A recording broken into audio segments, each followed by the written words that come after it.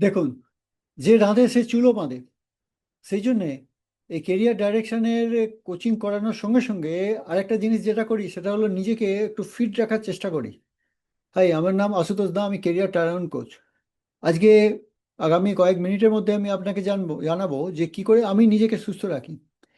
দেখুন, নিজেকে সুস্থ রাখবার জন্য আমি যে জিনিসে তিনটে বেশিরভাগ ব্যবহার করি, তার মধ্যে একটা হলো রেগুলার এক্সারসাইজ করা।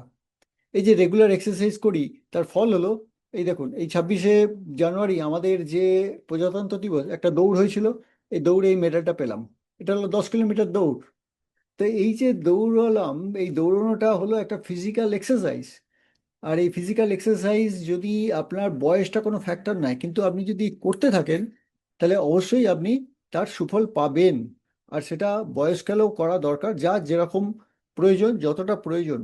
কিন্তু একদম এক্সারসাইজ ছেড়ে দেওয়া ঠিক নয়।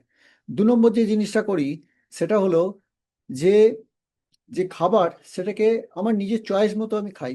তার মানে ভালো খাবারই খাই, কিন্তু নিজের চয়েস মতো।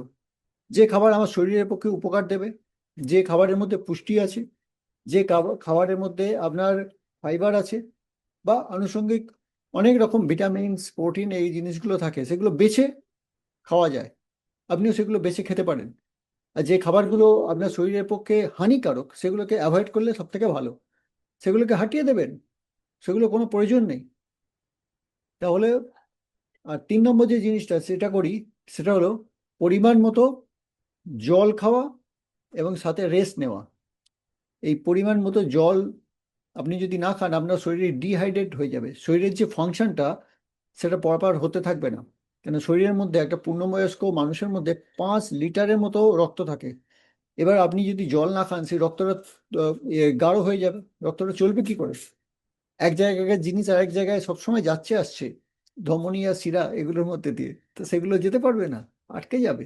আরো বহু রকম সমস্যা তৈরি হবে। আর সঙ্গে প্রপার স্লিপ বা প্রপার রেস্ট, এটা কিন্তু খুব দরকার। সেই জন্য বয়সটা কোনো ফ্যাক্টর না, এগুলো হলো অভ্যাসের ব্যাপার।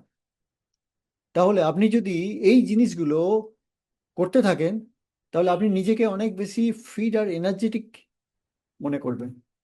আর আপনি যদি এগুলো করেন রেগুলার, আপনি যে বেনিফিটটা পাবেন সেটা হলো আপনি একজন ডিসিপ্লিন মানুষ হয়ে থাকবেন, মানুষ হয়ে যাবেন।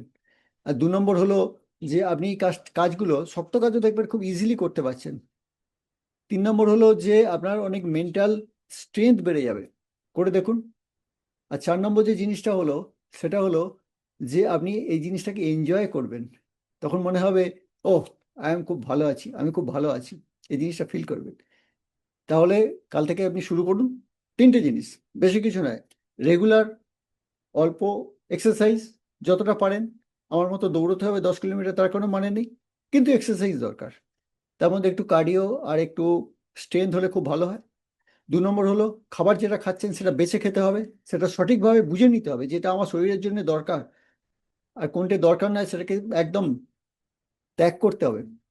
আর 3 নম্বর যেটা সেটা হলো পরিমাণ মতো জল খাবেন আর রেস্ট নেবেন। এই 3টে করে দেখুন, কিছুদিন বাদে আপনার লাইফটা চেঞ্জ হয়ে যাবে, বদলে যাবে। ধন্যবাদ আজকে এই ভিডিও দেখার জন্যে।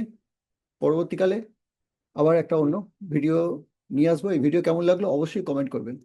ধন্যবাদ।